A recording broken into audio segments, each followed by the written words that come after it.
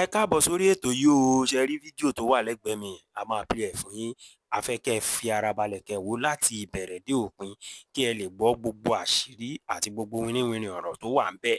Láì fọ̀pá kọ̀ lọ́pọ̀lọpọ̀ ìjọ ẹ jẹ́ ká lọ wo fídíò yìí báyìí. Wọn ò lè ṣe nǹkan kan. They did not have anything to offer the Yorùbás. Adẹ́tẹ̀ ni wọ́n ò lè fún wàrà, wọ́n lè dá wàrà nù. Òun náà fi ní ká máa lọ máa wá 20 billion wá. Òun náà fi rí Sunday Igboho gẹ́gẹ́ bí ọ̀tá wọn.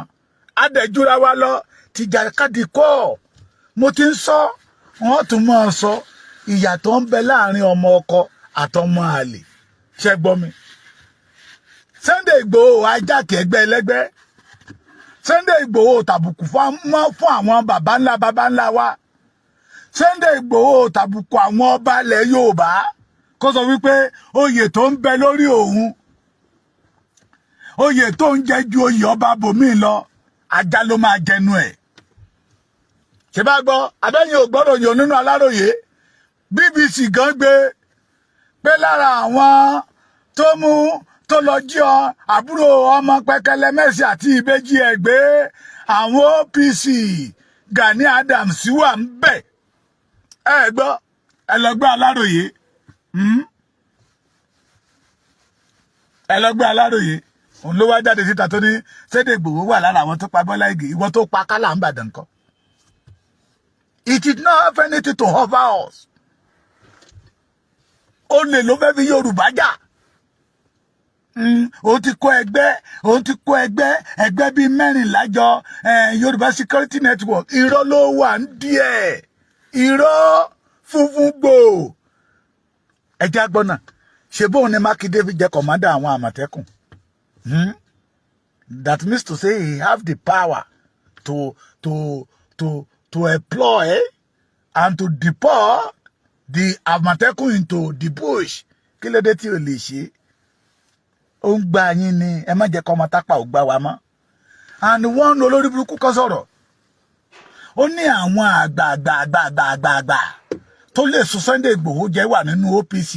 Tí àwọn àgbààgbà tó lè ta Sunday Igboho, tó lè ra Sunday Igboho, tó dẹ̀ jẹ́ ojúlówó ọmọ ọkọ Yorùbá, tó dẹ̀ jẹ́ ọmọ Yorùbá, ẹ má jẹ́ ń fọ ojúlówó ọmọ ọkọ sí, tó dẹ̀ jẹ́ ọmọ Yorùbá, tí ìyá dẹ̀ ń jẹ Yorùbá, tó dẹ̀ ń pera wọn ní ọmọ Gani, ọmọ àlè ní gbogbo wọn. Tẹ́bá ní àwọn tó lè alágbára tó lè sún Sunday Igboho jẹ́, tó lágbára ju Sunday Igboho, tí Fúlàní dẹ̀ ń gbé ọmọ Yorùbá wọgbó, tẹ́dẹ̀lẹ́ ẹ̀dẹ̀ ń fi OPC yangàn, ọmọ àlè níyí. Sunday Igboho sọ fún yín pé òun lágbára. Ọ̀rọ̀ Sunday ló ń fọ́ wọn lórí. Bẹ́lẹ̀ bàbá jáde síta tó máa ní hello sir, good morning sir. The situation of Nigeria, tí wọn bá ti sọ̀rọ̀ nípa Sunday Igboho ara wọn ò balẹ̀. Ìrònú ìkòkò ló ń pajá. Ìrònú Sunday Igboho ló máa pa gbogbo yín. Ẹ̀yin ẹni bíi ẹ̀yin kò jólúrè ṣe, tẹ́ fẹ́ gbọ́kọ́ olúrè, tẹ́ fẹ́ gbàdá olúrè, tẹ́ fẹ́ fi kọ́gi. Ọlọ́run ò ní fún yín ṣe. Igboho dé, ìmọ́lẹ̀ dé, ìrù ẹkùn dé, ààbò dé, ó ń fọ́ wọn lórí, ló ń bí wọn nínú, wọ́n fẹ́ mọ̀ dí abájọ lè mọ̀. Ajúra wa lọ tìjàkadì kọ́. Ìwà ti jẹ́ ká dámọ ọkọ mọ̀ yàtọ̀ sọ́mọ àlè. Ìwà ní ṣẹrú dọ́mọ, òun náà lẹ́ni ní sọmọ dẹrú. Ó ti pẹ́ tẹ́tí ń fi omi ọbẹ̀ kó wa ní búrẹ́dì jẹ. Ó ti tó gẹ́ alùbàtà kan yìí dárin. Show your record. Iṣẹ́ tó ti ṣe sílẹ̀ Yorùbá. Gbogbo ilé táwọn ọmọ ẹgbẹ́ yẹn pariwo yẹn. Mo lè gọ́ṣà lèmi o. Kò lè gọ́ṣà. Ojú mi ni OPC ṣe bẹ̀rẹ̀. Ìgbà tó dẹ̀ máa jákì OPC lọ́wọ́ àwọn bàbá Fẹ́dí Fáṣẹ̀hùn, I was around. Ojú mi ló ṣe bẹ̀rẹ̀. Ìgbà tó dẹ̀ ń fi OPC pa OPC. Fashion versus fashion. I was in Lagos. Ọwọ́jà yín ó dé Ìbàdàn. Ìgbà yẹn lẹ pa Kálá ní Ìbàdàn. àbúrò pé àwọn èèyàn mọ story ni tí wàhálà bá ṣẹlẹ̀ kẹ̀kẹ́ máṣíìnì Jaguar ẹni tó máa ń gbé Gani fóun gbà yẹn ẹni yẹn gan ti pè mí àṣẹ ẹni mímọ̀ ni ìsọmọ Èkìtì yẹ àṣírí ẹ òbò ẹ jẹ́ fi Sunday Igboho lẹ̀ ọmọ ọkọ yàtọ̀ ó yàtọ̀ sọ́mọ àlè ohun tó ṣẹlẹ̀ nílẹ̀ Yorùbá ọmọ àlè ló máa sọ wípé this is opportunity for him to make money kí Fúlàní máa wá látòkèrè wọn máa gbé wa wọgbó máa gé àwọn Yorùbá bí ẹni gé námà kéèyàn kan tún máa béèrè 20 billion kéèyàn kan máa ní strategize kéèyàn kan máa kó máa dẹ ẹnu kó máa sọ òyìnbó tí ò ní certificate. Enough is enough. We the original and authentic genuine Yorubas, we are ready to defend our land. We are ready to defend our land. Iṣẹ́ rere wo ló ṣe? Ṣé ká tún fún ẹ láyè àwọn kábíyèsí yẹn gbọ́n náà fi ń wò ó tọ́dára ń wò bí ẹni bígbà tẹ́nìyàn bá ń wo súyà lórí àtẹ. Ṣé ká tún wá fún ẹ láyè kó bìtẹ́ẹ̀dì wọn bó ṣe bìtẹ́ẹ̀dì bàbá Fẹ́mi Fáṣẹ̀hùn ní? Ṣé ká tún wá fún ẹ láyè kó bà OPC kó bà Yorùbá jẹ́ bó ṣe bà OPC jẹ́?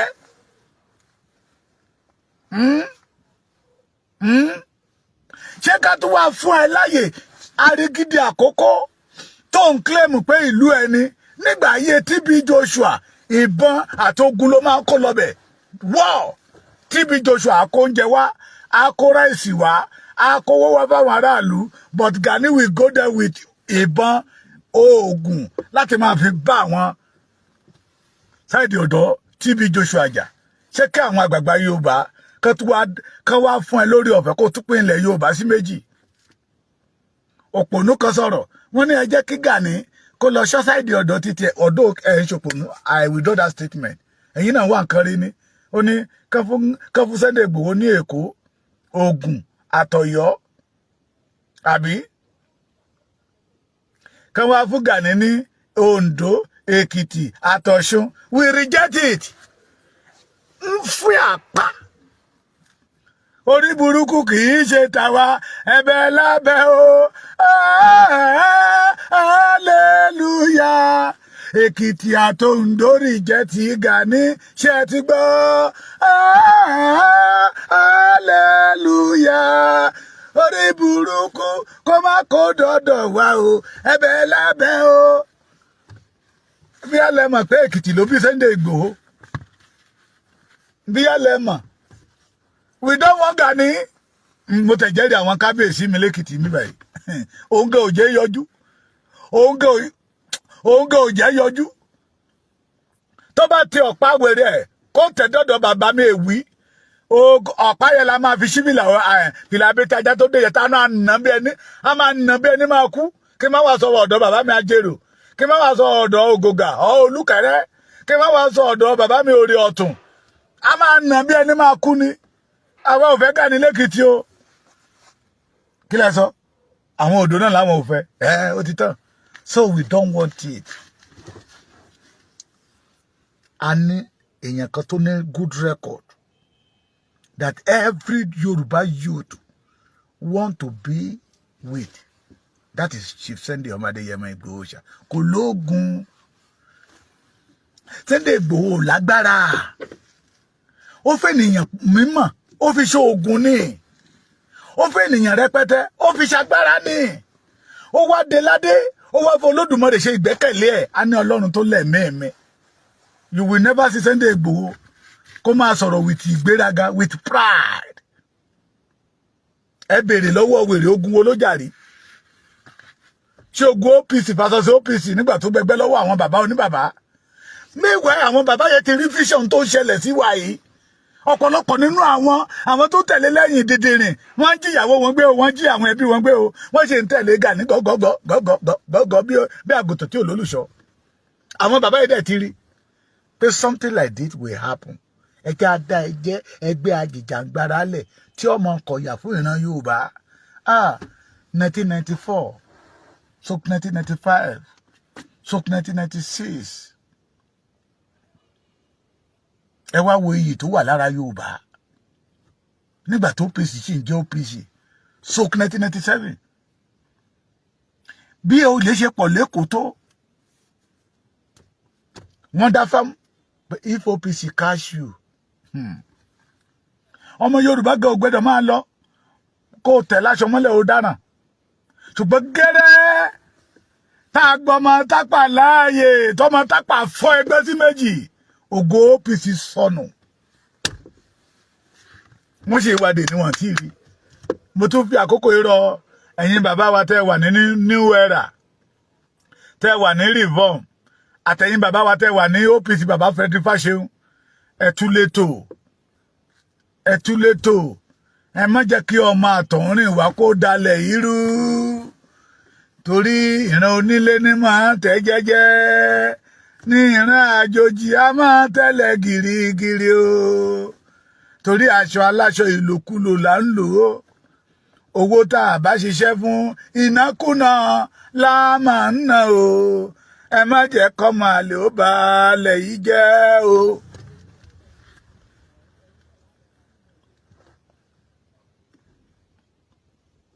Kẹ́ gbọ́ mi it is better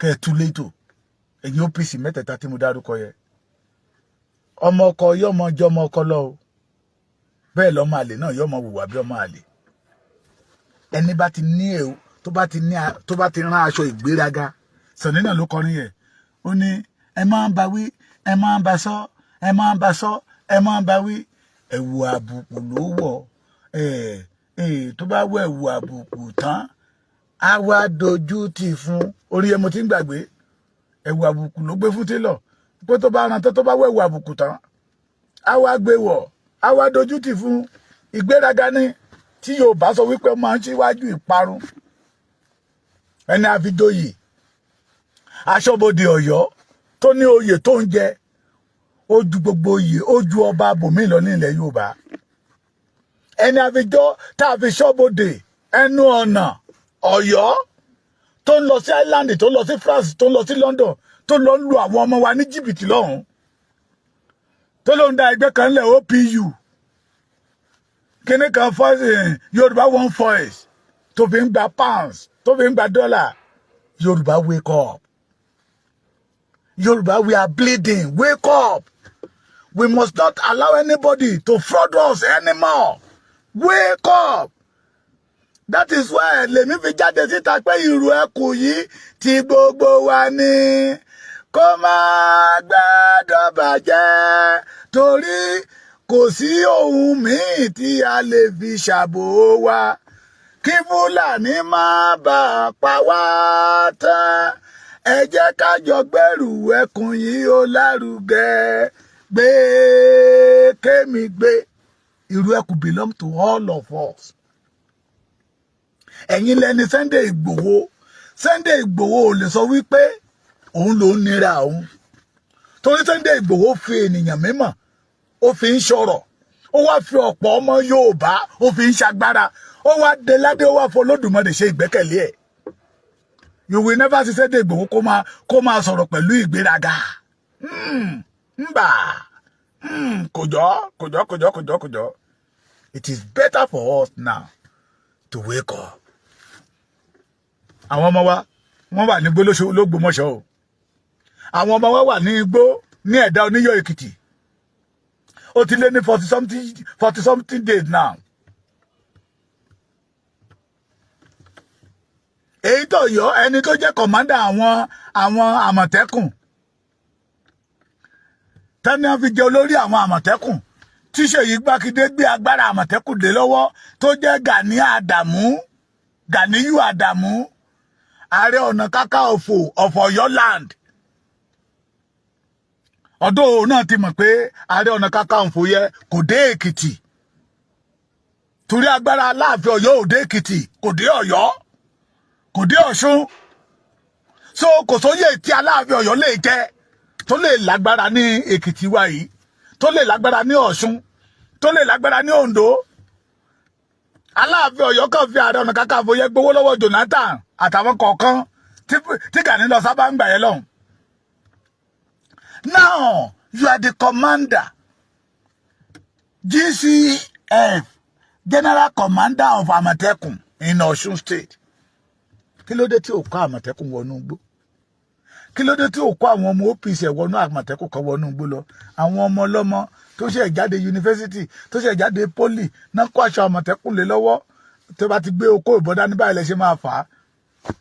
Ní Fúlàní wá ń pa wọ́n bí ẹni pẹran. Olórin yẹ kan náà ní bàbá rà ní. Ó ní má ṣe jẹ́ kan tàn ẹ́ jẹ o. Má ṣe jẹ́ kan tàn ẹ́ jẹ. Má ṣe jẹ́ kí àwọn àjòjì ó tàn wá jẹ mọ́. Àwọn tó pera wọn ní ọmọ Yorùbá yìí, àwọn tápà lè ń pè yìí. Àwọn ló ń pera wọn ní Fúlàní Yorùbá.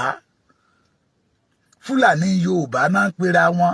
Ẹ gbọ́ nínú àṣà wa, ṣé ẹgbẹ́ ẹ̀yà kan ní Fúlàní Yorùbá wà ń bẹ̀. Tá bá dárúkọ Ẹ̀gbá máa ní Ṣàbí, gbogbo Àkàlà. Tá bá ń wí Yewa, a máa gbọ́ Ìjẹ̀bú, a máa gbọ́ Ìrẹ́mọ, àbí bẹ́ẹ̀ kọ́, àwọn Àwórì, a máa gbọ́ Àwórì. Àwa méjìlá Àwórì ló lè kó. Àwọn Ìkòròdú wà ń bẹ̀ o. Ọ̀yọ́ Ayọ́mọ́lẹ̀, àwọn Ìbàdàn Olúyọ̀lé wọ́n wà ń bẹ̀ o. Ògbómọ̀ṣọ́ wà ń bẹ̀ o. Ìjẹ̀ṣà ọwọ́ Òbòkun, ọmọ Ògèdèngbé agbógungbòrò àti gbogbo lójú ogun. Ọwọ́ ìwá ni oyè yìí kan, Ìjẹ̀ṣà ní èrè, àbí Ìjẹ̀ṣà ní ọká. Àwọn Ìlàjẹ ń bẹ́ńbẹ̀, àwọn Ìkálẹ̀, àwọn Àkókó, àwọn Oǹdó, Ẹ̀gí, Èkìtì ń bẹ́ńbẹ̀, Ifẹ̀ ń bẹ́ńbẹ̀, Ìgbómìnà ń bẹ́ńbẹ̀, Ọ̀kà ń bẹ́ńbẹ̀, Àkókó ń bẹ́ńbẹ̀, wọ́n pọ̀ rẹpẹtẹ. There is nothing like a Fulani Yorùbá in our culture. Àwọn ọmọ tápà ìlú kó wọn wéde o. Wọ́n dé àwa ń fi wọ́n sípò. It is better we are extraordinary careful now. Let us support what belongs to us to be able to conquer the Fulanis. Ṣé gbọ́ mi? Inú mi dùn pé àwọn àgbààgbà ilẹ̀ Yorùbá náà ti mọ̀ pé lílọ là ń lọ. Pẹ̀lú tó ń ṣẹlẹ̀ yìí. Pé if you continue like this, ìní tèrè èjì tèrè lọ́jà fi ń tù. Àwọn ará bíbẹ̀ máa pa ìran Yorùbá tán. Ṣùgbọ́n ẹ jẹ́ ká kọ́kọ́ mú ààbò wa lọ́kùnkúndùn. Mo ti tún sọ again, if you know that you are a real ṣé ń gbọ́ mi, tó bá mọ̀ pé ojúlówó ọmọ ọkọ Yorùbá ni ẹ́, tó o dẹ̀ fẹ́ kí ìran rẹ kó dóhun àmúpìtàn lọ́wọ́ àwọn Fúlàní. Let us do this thing together. Join the ìrù ẹkùn. Kò ná ẹ lówó o. Béèyàn kan bá ní kó mówó wá, onítàn fẹ́ gba ẹni. Ìrù ẹkùn ta fọ́ọ̀mù. Ìrù ẹkùn dẹ̀ ní ẹ lọ mówó mọ́tò wá. Ṣé gbọ́ mi? Let us do it together. Let us join hands together and secure our land.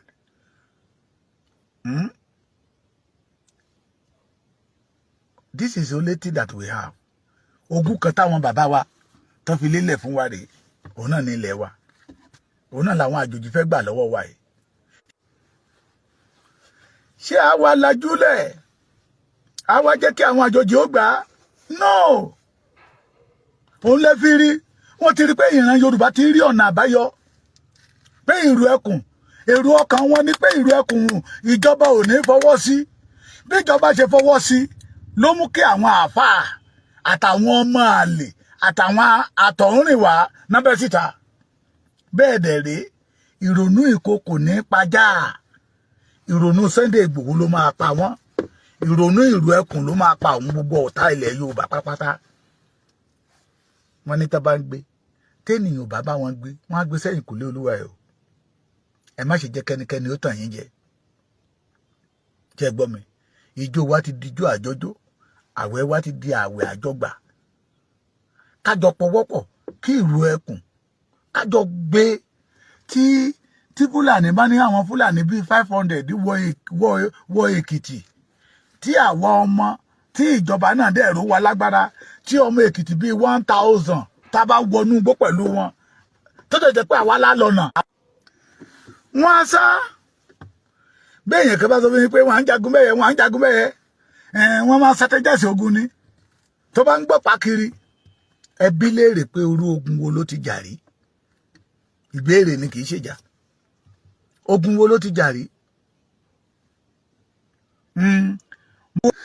ó ní àlàáfíà tó wà ní Gàngán ní Ìbàràpá ó nítorí pé wọ́n ààrẹ sí Sálísù ni Gani ń parọ́ Ọlọ́run ọba gbọ́ Gani.